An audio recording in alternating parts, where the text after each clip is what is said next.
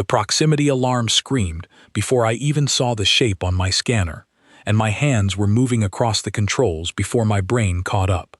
I was 300 million miles from the nearest port, alone in my salvage ship, the Meridian, drifting through a graveyard of broken ice and rock past the orbit of Jupiter. This was supposed to be routine. Scan the debris, tag anything valuable, sell it to whoever paid the most back home. Nothing about my job was supposed to involve a signal that made every alarm on my dashboard light up red at once. The signal was faint, but it was not natural. Natural wreckage does not pulse in a steady rhythm. Natural wreckage does not carry a frequency that my translation systems could not even categorize. I sat there for a long moment, staring at the readout, telling myself to turn around. Whatever this was, it was not mine to find. But the pulse kept beating, slow and patient, like something waiting to be noticed, and I could not make myself look away. I turned the ship toward it. The asteroid field around me was unstable.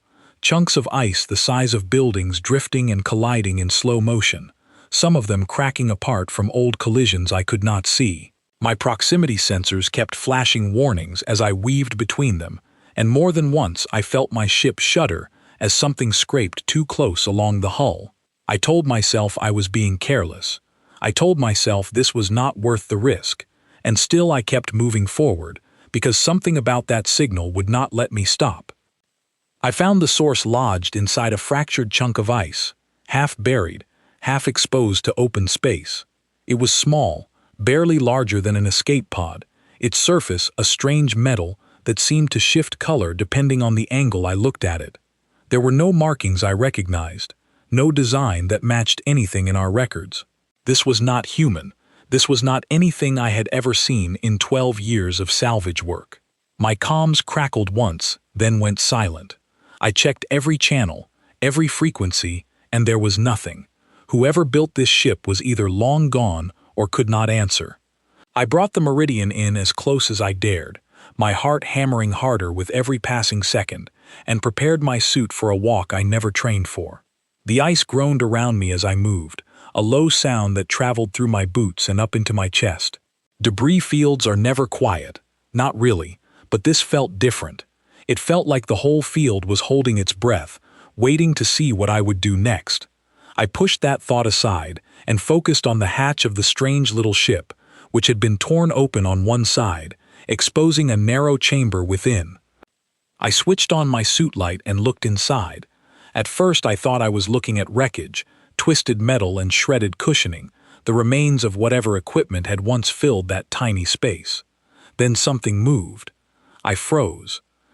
It was small, folded into itself in the corner of the chamber, trembling in a way that had nothing to do with the cold.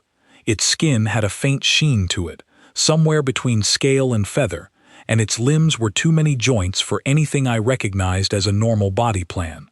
Two large eyes, dark and reflective, turned toward my light and did not blink.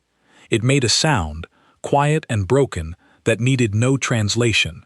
I had heard that sound before, from human children lost in the dark. It was fear. I should have called this in.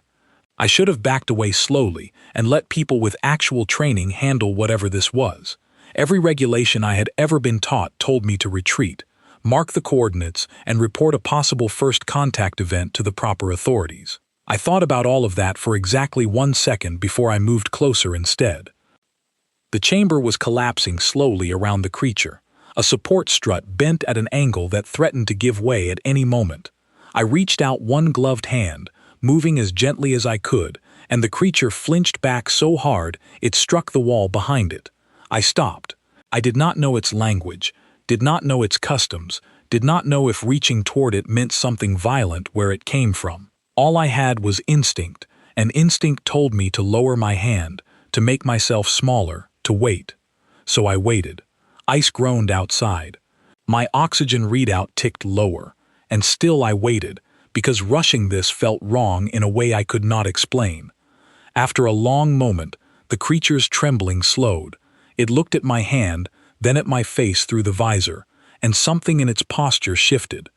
It was small enough that I understood, all at once, exactly what I was looking at. Not a threat, a child, alone, frightened, and trapped in a ship that was slowly being crushed by the ice around it. I do not remember making the decision to move faster after that. I only remember doing it. The support strut gave way with a sharp crack just as I pulled the child free, ice shifting violently around us, and I threw myself backward through the broken hatch with the small body clutched against my chest. Behind me, the chamber folded in on itself, metal screeching, the whole wreck shuddering as the ice around it finally lost its fight against gravity and pressure. I did not look back to see how close it came. I was already moving, boots kicking off the surface, propelling both of us out into open space, toward the waiting hull of the Meridian. The child held on to me the entire way, small clawed hands gripping the fabric of my suit with a strength that surprised me. I could feel it shaking, feel the rapid pulse of something beneath its skin that might have been a heartbeat, and I found myself talking to it anyway. Quiet nonsense meant only to calm, even though I knew it could not understand a single word. Getting through the airlock felt like it took an hour. It probably took less than 2 minutes. The moment the outer hatch sealed and the chamber began to pressurize, I dropped to my knees and pulled off my helmet, breathing hard, my hands still shaking from the adrenaline. If anything, it held tighter, burying its face against my shoulder, small tremors running through its thin frame. I carried it into the main cabin and laid it down on the crew bench, running quick scans with the ship's basic medical sensor, the only equipment I had for anything beyond human anatomy. The readings made no sense to me. Numbers and shapes scrolling past that meant nothing, but the child's breathing steadied as the cabin warmed, and its eyes, wide and dark, stayed fixed on my face the entire time. There was a stone clutched in one of its small hands, cracked down the middle, pulsing with a faint light that matched the same slow rhythm as the signal that had first drawn me here. I did not try to take it. Something told me that stone mattered, that it was not mine to touch, and I left it alone. I wrapped the child in the emergency thermal blanket from my supply locker, adjusted the cabin temperature as high as it would safely go, and sat beside it long after the shaking had stopped. It watched me the whole time, never sleeping, never looking away, as if it were trying to memorize my face. I did not know then what I had just done. I did not know that somewhere far beyond the edge of our solar system, a fleet larger than anything humanity had ever built was already turning its attention toward the very coordinates I now occupied. I did not know that the stone in that small hand was not a toy or a keepsake, but a signal of its own, one that had just told an entire empire exactly where its lost heir could be found. All I knew, sitting in that quiet cabin, with a frightened alien child leaning slowly against my side, was that I could not have done anything else. Whatever came next, whatever price this decision carried, I was not sorry for it. Outside my viewport, the ice field drifted on in silence, indifferent to what had just happened within it. But far beyond what my sensors could reach, something had already begun to move, and it was moving toward me.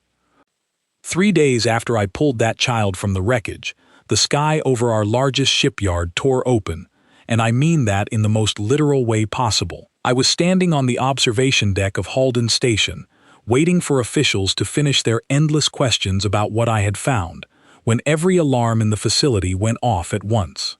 Through the reinforced viewport, I watched as space itself seemed to fold and split, a massive shape emerging from a tear in the dark that had not been there a heartbeat before.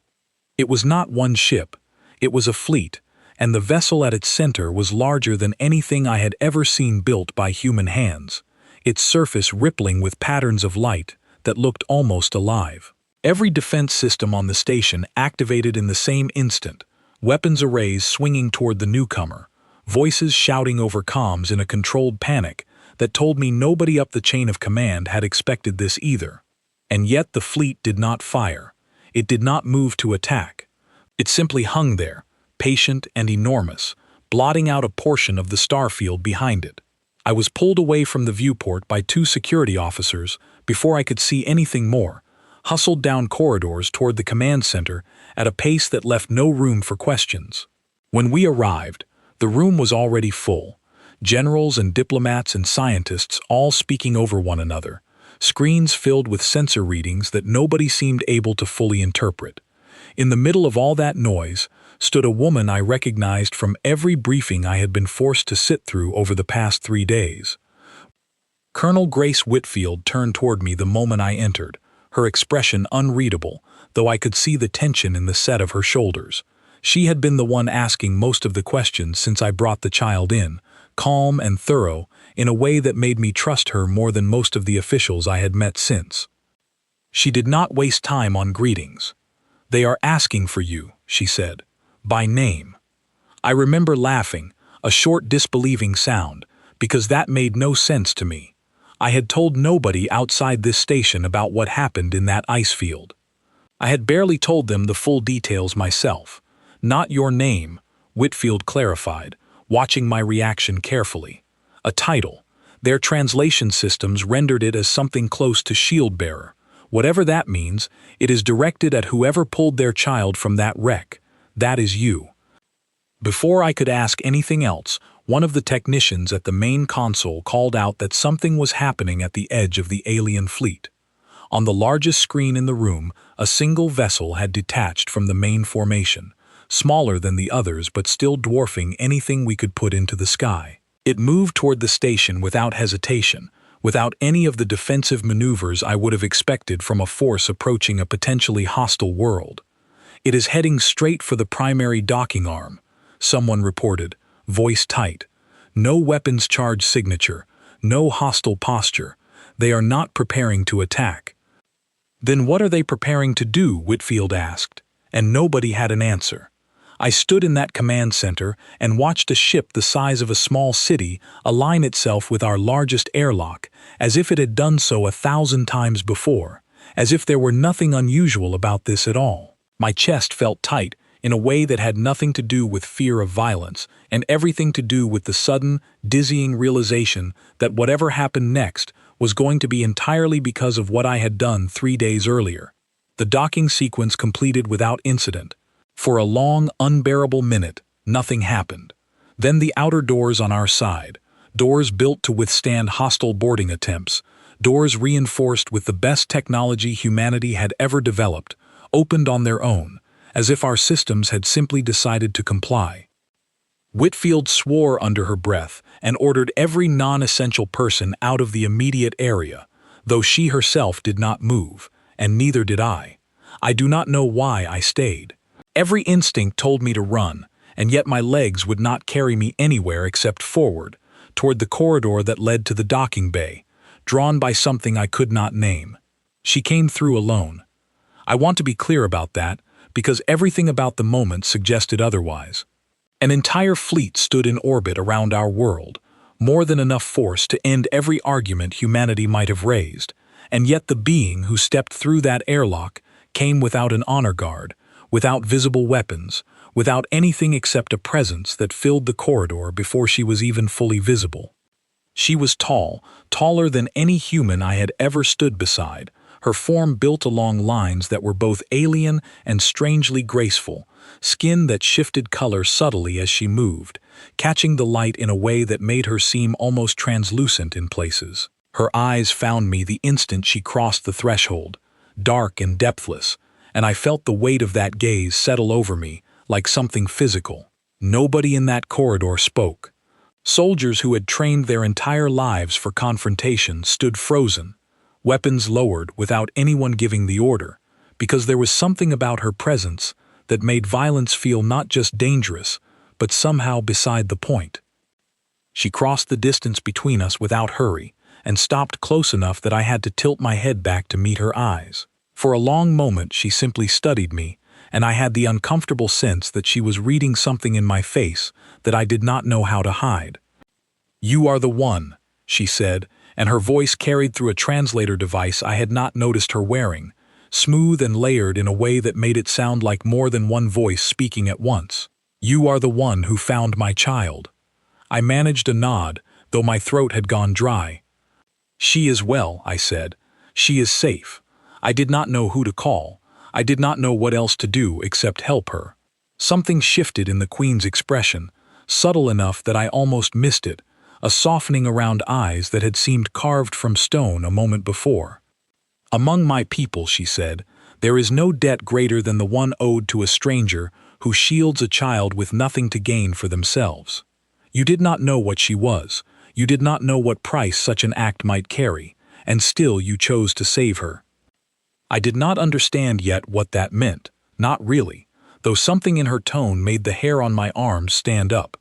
Behind her, more figures had begun to move through the airlock, tall and armored, their formation precise in a way that spoke of long discipline. Whitfield stepped forward at that moment, placing herself carefully between the approaching escort and the rest of the corridor, her voice steady despite everything. "We are grateful the child is safe," she said, "and we are open to discussing whatever your people require moving forward. But I need to understand what you intend to do here." The Queen's attention shifted to Whitfield for only a moment before returning to me, and in that single motion I understood, with a cold and sinking certainty, exactly whose answer she had come for. "I intend," the Queen said, "to honor a debt that cannot be repaid with treasure or with words. Among my people, one who shields the young without command, without expectation, is marked forever as protector. It is not a punishment. It is the highest honor we grant to any living being.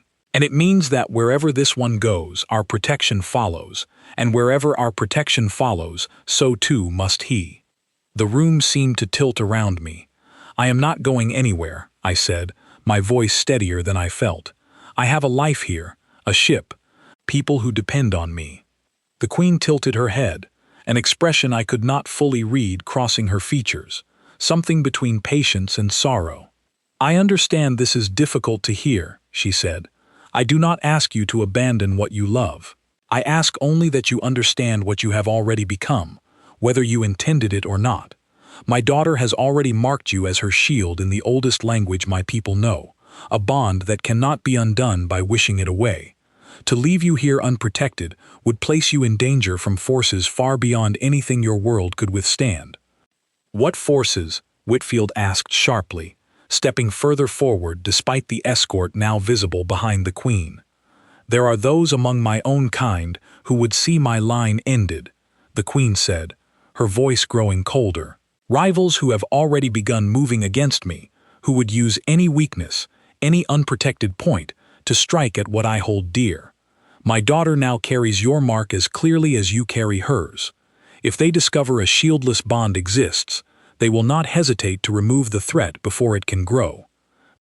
I felt the floor shift beneath everything I thought I understood about the last 3 days. This was not a reward. This was not even entirely her choice.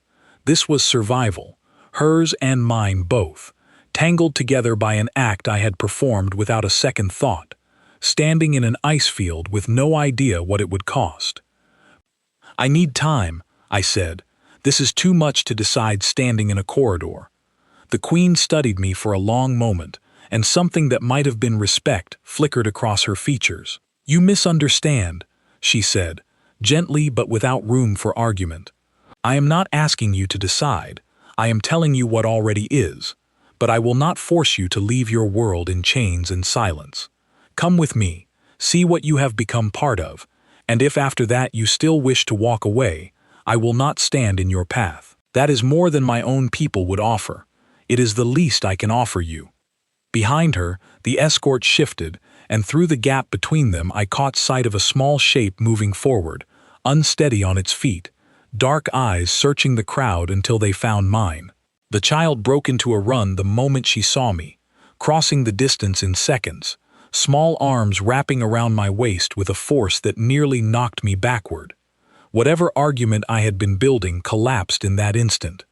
I looked down at the small, trembling shape holding on to me as though I were the only solid thing in existence, and I understood, with a clarity that frightened me more than any fleet in orbit ever could, that I was not going to be able to walk away from this, not truly, not ever again. I looked up at the Queen, who watched the two of us with an expression I would spend months trying to decipher, something between gratitude and grief, and something else I did not yet have a name for.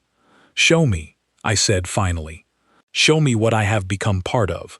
The Queen inclined her head, and for the briefest moment, Something like relief passed across her features before the mask of command settled back into place. "Then come, shield-bearer," she said.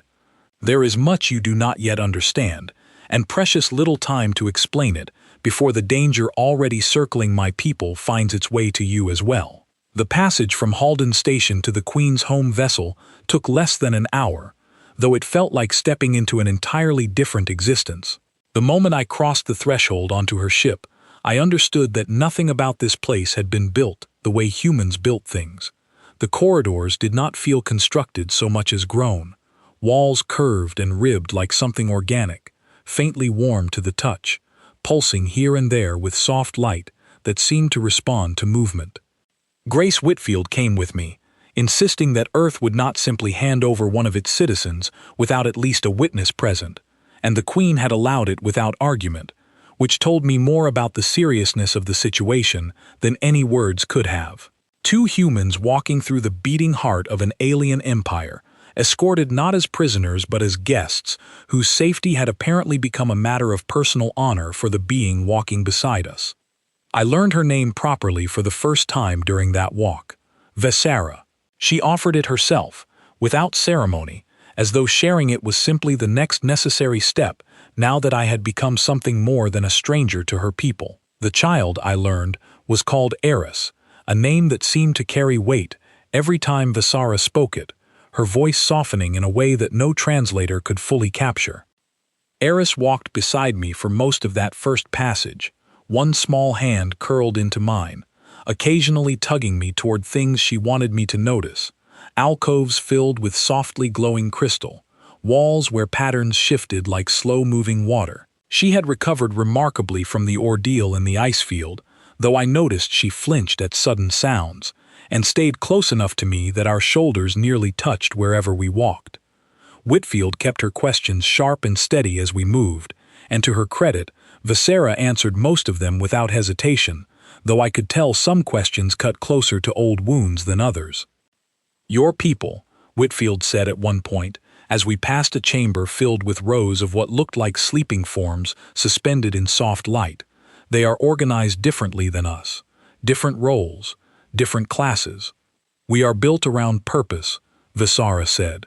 "Some among us are born to labor, some to defend, some to think and plan, and some, like myself, to lead and to carry the future of our line. It is not a punishment to be born into one purpose rather than another. It is simply how we have survived for longer than your species has walked upright." "And where does Eris fit into that structure?" I asked, watching the child now several steps ahead, running her fingers along a wall that rippled gently beneath her touch. Vesara's expression shifted, something guarded settling over her features. "She is meant to carry my line forward one day," Vesara said quietly, "which is precisely why certain factions among my own kind would prefer she never reaches that day at all." I stopped walking. "You mentioned that before," I said. "Rivals. People who want to hurt her." "Not people," Vesara corrected gently. "My own kind. A rival branch of our species, born from an older split in our history, one that believes strength alone should determine who leads, rather than lineage and inheritance. They have grown bold in recent seasons, testing the edges of my territory, probing for weakness. A shieldless heir, undefended and vulnerable, would be exactly the weakness they have been waiting for." Whitfield's voice was careful when she spoke next.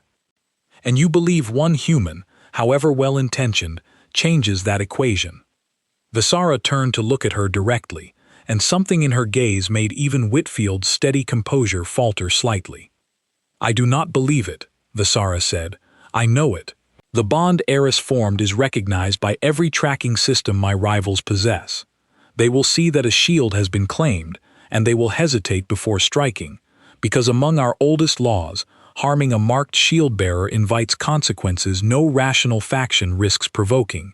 It buys time. It buys safety, however fragile. And in a war measured in seasons rather than days, time is the only currency that matters."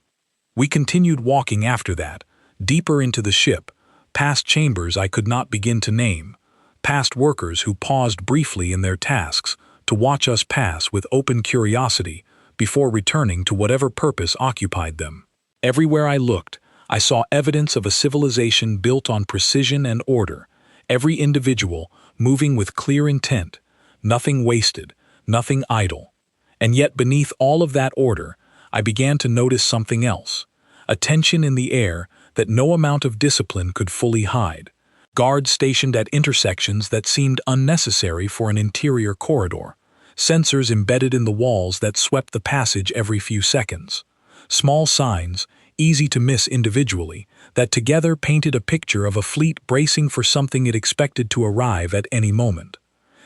Eris led me eventually to a smaller chamber, one clearly meant for her alone, filled with softly glowing orbs that floated near the ceiling and shifted color slowly as they drifted. She showed me a cracked stone, the same one she had clutched in the wreckage, now resting in a small alcove built into the wall, still pulsing faintly with that same patient rhythm. This called for help, Visara explained, watching from the doorway as Eris traced a careful finger along the stone's fractured surface. It is bonded to her, meant to alert our fleet the moment she faced true danger. It should have brought my own ships to her within hours. Instead, the signal traveled farther than intended, weakened by the damage to her vessel, and reached you instead, in a ship no larger than a lifeboat by our standards. I stared at the stone for a long moment, thinking about how close that signal had come to fading entirely before I ever noticed it. If I had ignored it, I said slowly, if I had turned around like I almost did. You did not, Visara said simply, before I could finish the thought. That is what matters now. Later that evening, if evening meant anything aboard a ship that generated its own perpetual cycle of light and dark, Visara asked me to walk with her alone, leaving Whitfield to continue her own careful survey of the vessel, with an escort assigned to answer her questions. We walked along an outer corridor lined with wide viewports, the stars outside sharper and more numerous than I had ever seen them from any station or ship of human make. You asked me once why I came for you myself, rather than sending envoys, Visara said, though I had not actually asked that question, not directly. I could hear the weight behind her words regardless, and I let her continue without interrupting. My mate died defending our territory 3 seasons ago, she said. Eris has known me as both parents since then, and the burden of that loss has made me perhaps more protective than tradition strictly requires. When her vessel went silent, during a routine journey between outposts, I feared the worst before I ever received word of her survival, and when I learned that a stranger, from an unfamiliar world, had shielded her without hesitation or expectation, something in me recognized, before logic caught up, exactly what that meant. I did not know what to say to that, so I said nothing, letting the silence stretch comfortably between us as the stars slid past the viewport. I do not ask you to feel obligated by grief that is not your own, Visara continued after a while. I only wished you to understand why I came myself, rather than trusting this to anyone else. Some debts are too important to delegate. We stood there together for a long time after that, watching the stars, saying nothing further, and I found myself thinking not about the strange ship around me, or the empire I had somehow become entangled with, but about the quiet weight of a child's hand in mine, and the fierce, guarded grief of a mother who had already lost too much to risk losing anything else. I did not yet know how close that rival faction truly was, or how little time remained before the tension humming beneath every corridor of that ship would finally break into open conflict. I only knew that whatever came next, I was no longer simply a bystander pulled into someone else's war. I had become, whether I liked it or not, a piece of it myself. The alarms came without warning, a deep pulsing tone that rolled through the entire ship and sent every worker in the corridor around me sprinting toward stations I had not even known existed. I had been sitting with Eris in her chamber, watching her arrange small glowing stones into patterns across the floor, when the sound hit and her whole body went rigid, the stones scattering forgotten as she grabbed my arm with both hands. Visara appeared in the doorway seconds later, and whatever calm authority I had grown used to seeing in her had been replaced by something sharper, more immediate. They found us faster than expected, she said, already moving toward Eris. The rival fleet has dropped out of transit at the edge of our position. We did not anticipate an assault this soon. How soon is soon? I asked, following as she guided both of us toward the corridor. Minutes, she said. Not hours. Minutes. Whitfield met us partway down the corridor, her expression tight but controlled, the kind of composure I imagined came from years of training for exactly this sort of chaos, even if the enemy in question was nothing she had ever prepared for. "What do you need from us?" she asked Visara directly, no hesitation in her voice at all. "Get to the shielded chamber near the ship's core," Visara said. "Both of you. I need to reach the command deck." "I am not hiding while you go fight," I said, and I meant it, though even as the words left my mouth, I had no idea what use I could possibly be in a battle between forces this far beyond anything I understood. Visara turned to look at me, and for just a moment something like exasperation crossed her features, quickly buried beneath urgency. "This is not your fight," she said. "She is my fight," I said, nodding toward Eris, whose small hand was still locked around my wrist. "Wherever she goes, I go. You said it yourself. That bond does not undo itself just because things get dangerous." Something in Visara's expression shifted, and after a heartbeat she gave a short, sharp nod. "Then stay close," she said, "and do exactly as I say." We reached the command deck moments before the first impact rocked the entire ship, a deep shuddering blow that sent several crew members stumbling before they caught themselves against braced stations. Through the enormous forward viewport, I saw them for the first time, ships built along harsher, more angular lines than Visara's fleet, dark hulls marked with patterns that seemed designed purely to intimidate. "Their fleet numbers exceed our projections," one of the officers reported, voice tight but steady. "They brought reinforcements we did not detect during approach."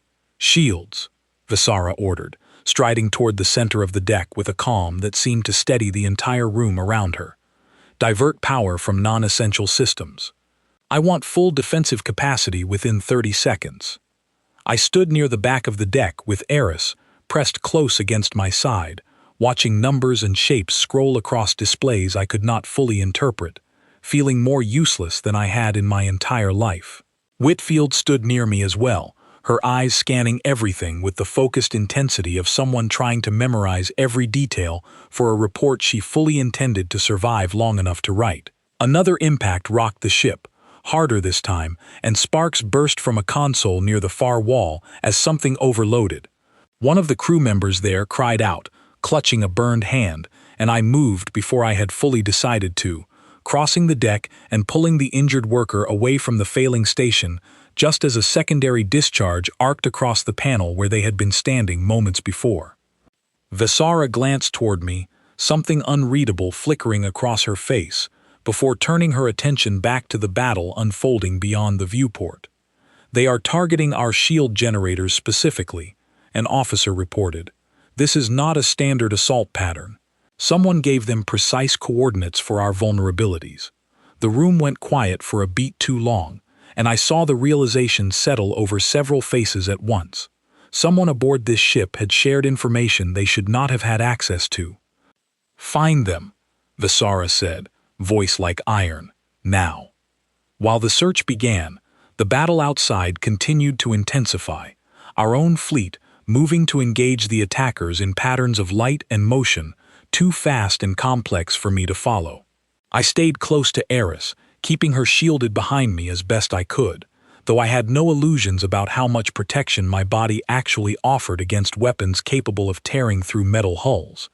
A junior officer near one of the side consoles suddenly moved with unnatural haste, hands flying across controls that should not have been active during a defensive posture.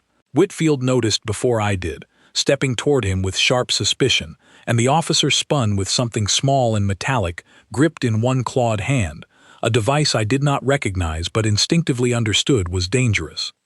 I moved without thinking, closing the distance and driving my shoulder into him before he could complete whatever action he intended, sending both of us crashing into a nearby support strut. The device skittered from his grip, and Whitfield was on it in an instant, securing it before anyone else could react. "Security to the command deck," Visara barked, and within seconds 2 armored figures had the traitorous officer restrained, dragging him away as he shouted something in a language I did not understand, though the venom in his tone needed no translation.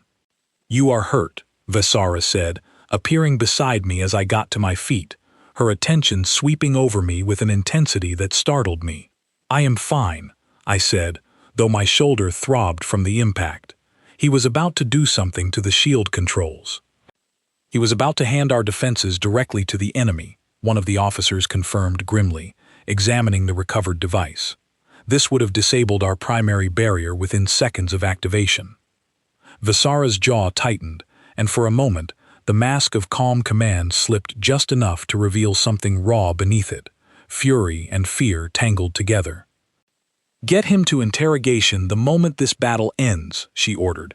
"I want to know exactly how deep this betrayal runs." The fighting outside continued for what felt like hours, though the ship's chronometer later told me it lasted less than 40 minutes.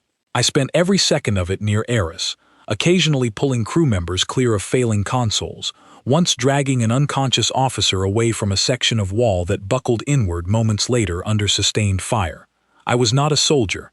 I had no training for any of this, but something in me simply refused to stand idle while people around me needed help, and by the time the enemy fleet finally began to withdraw, bloodied and diminished by Visara's countermeasures, I had lost count of how many small moments I had thrown myself into without a second thought.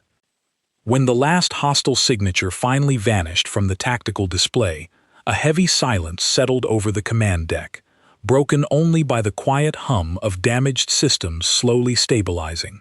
Visara stood motionless for a long moment, staring at the now empty stretch of space where the enemy fleet had been, before turning to look at me with an expression I had not seen from her before.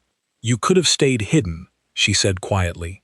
"You could have kept yourself safe behind the shielded walls I offered you." "I could not have lived with myself if I had," I said honestly. "Not while people needed help I was capable of giving." Eris, who had remained pressed against my side through the entire ordeal, finally released her grip on my arm and looked up at both of us, exhaustion evident in every line of her small frame. "She almost lost you today," Visara said, resting a hand gently on the child's shoulder, though her eyes stayed fixed on mine. "And I very nearly lost the only person capable of shielding her when the danger becomes far greater than a single skirmish." "I do not know what to say to that," I admitted. "You do not need to say anything," Visara replied. "You only need to understand what I am asking of you now is far greater than what I asked of you before. This attack was not the full weight of what waits beyond our borders. It was a test, and they will return with far more than a single fleet next time." Whitfield, standing nearby with the confiscated device still secured in her grip, spoke carefully into the silence that followed.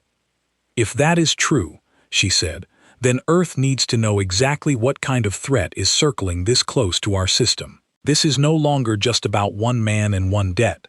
This affects all of us now." Visara nodded slowly, something resolute settling into her expression as she looked between the three of us, human and alien alike, bound together now by battle in a way that no ceremony or tradition could have arranged.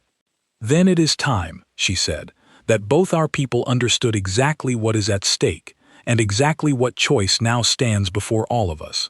News of the attack reached Earth before we did, and by the time our shuttle docked back at Halden Station, the corridors were filled with a tension I had never felt there before. Every screen I passed showed footage compiled from the station's own sensors, grainy images of that alien battle taken from a distance, enough to convince even the most skeptical officials that whatever had happened out there was very real and very close to home. I was pulled into meetings almost immediately, rooms full of officials I did not recognize, all of them talking over each other about treaties and defense protocols and diplomatic precedent, none of which meant much to me beyond the growing certainty that humanity was terrified, and terrified people rarely make their best decisions.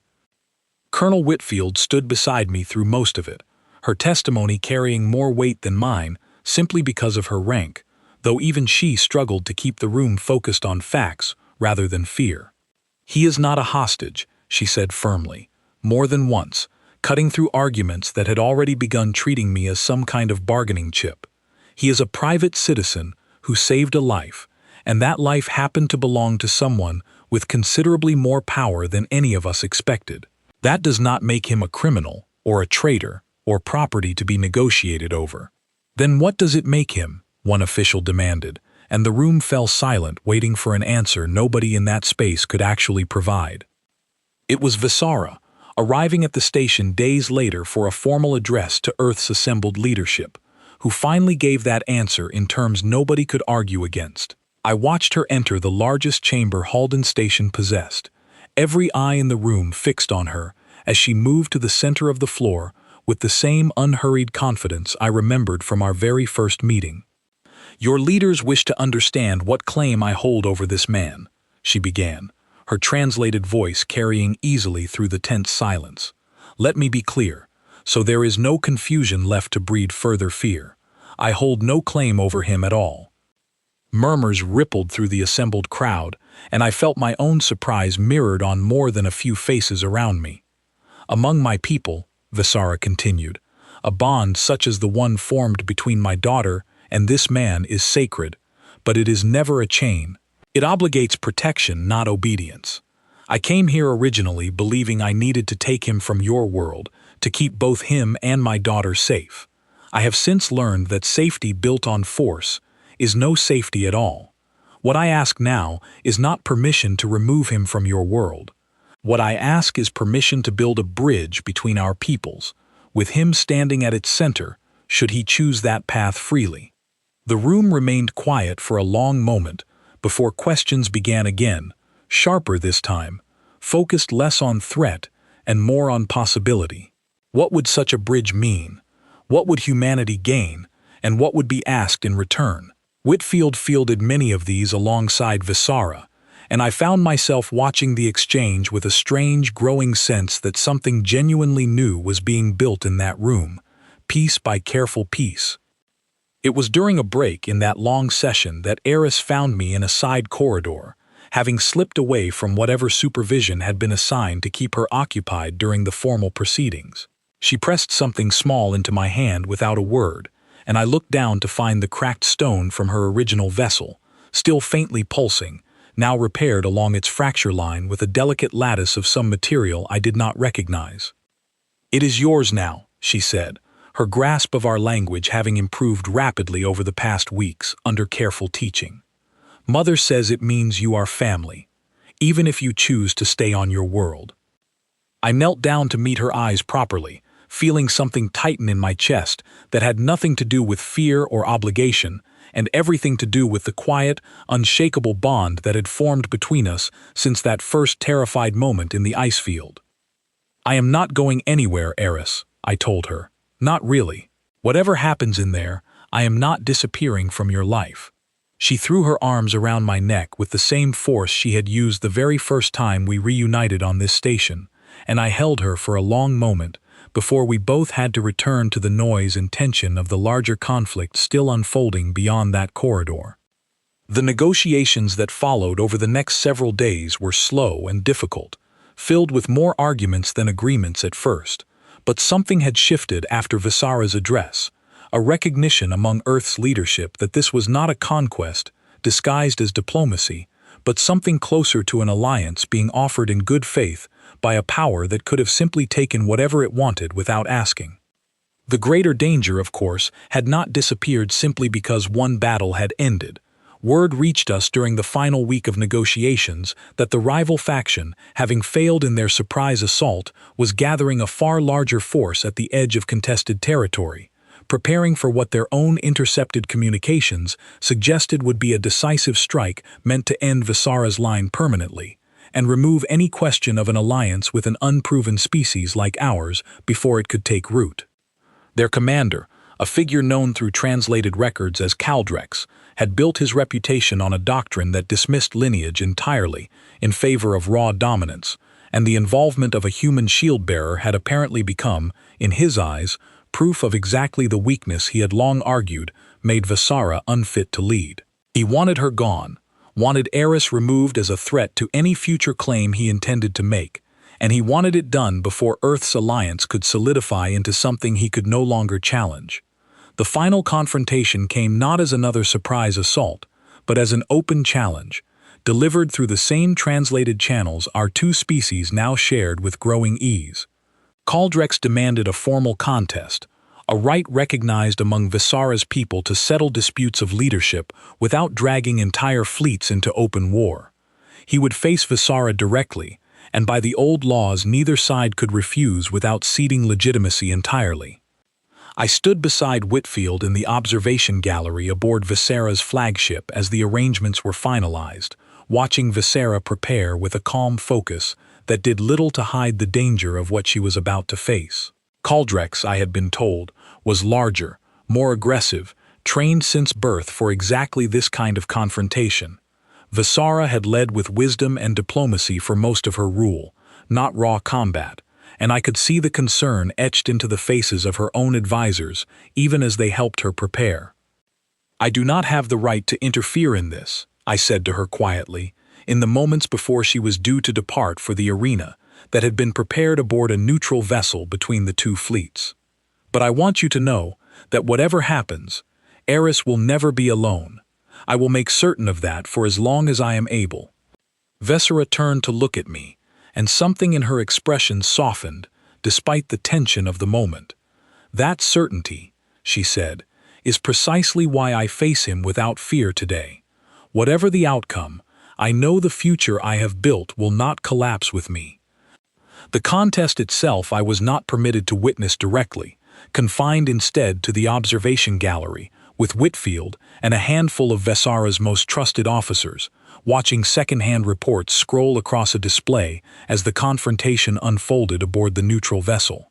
The minutes stretched unbearably, each update sparse and clinical, giving no real sense of how the battle actually progressed.